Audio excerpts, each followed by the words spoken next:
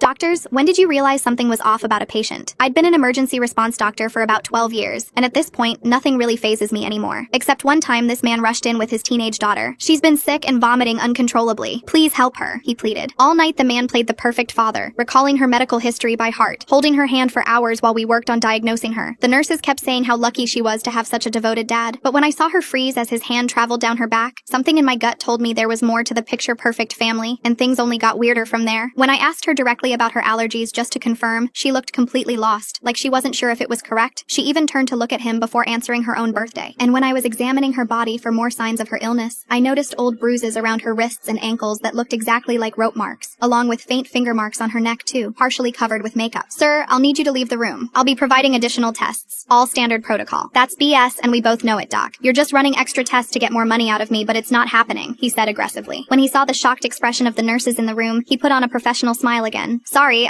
she has anxiety and really needs me around. Please don't separate us, he said softly, sounding so sincere that I didn't push it anymore, but the red flags were still there. So during my break, I decided to check out their story. I called the previous hospital he'd mentioned in California, but they had no record of them. Then, the insurance numbers he'd given didn't match the standard format we usually see. When I went back to draw blood for tests, I was watching them more carefully, noticing the way she flinched or leaned away from him, the way she stared at the nurses that came near, like she desperately wanted to say something but couldn't. While he was distracted with his phone, she looked straight at me and mouthed, "You to me, twice. Help me." I kept my face completely neutral while every bone in my body trembled. There wasn't much time left, and I needed to separate them somehow. I walked over to him and said that his car was being towed from the ambulance bay. He didn't even look up from his phone. "I don't care," he said. "Tow it. I'm not leaving until she's okay." I pushed harder, told him they were about to call the police for blocking emergency vehicles. That got his attention. He stood up fast and said, "Fine, we're leaving then," and actually started disconnecting her IV himself. I stopped him and said she needed an urgent CT scan because the vomiting could indicate brain swelling. "I'll take her to another hospital," he said. I told him if she had a brain bleed and he moved her, she'd lose her life instantly, and he'd be under suspicion of neglect and endangerment. His eyes narrowed, thinking. Finally, he stormed out, saying, "Make it quick." The second he was gone, I dragged over one of the other nurses who spoke Spanish to help communicate with her. She says she's 12 and from Honduras. She was taken from the streets on the way home from school and has been here for 8 months. She slept in a house with other girls her age. They hurt them, send them to other men, then take them back to eat medicine. Most importantly, that man is not her father. Before I could call security, the man rushed back in and shoved the nurse onto the floor. He grabbed the little girl's wrist. "We're leaving. Now!" She started screaming no over and over. "Sir, stop it!" I yelled, trying to pull them apart. "She's my daughter," he yelled. This time the girl found her voice and screamed in broken English. "He's no father!" 4 other nurses rushed in to grab hold of him, blocking him from leaving the room with her. Security finally arrived just as he was pulling a weapon from his pocket. The girl was safe, but what still haunts me is when the officers reviewed the hospital security footage. He'd been here before with 3 different daughters.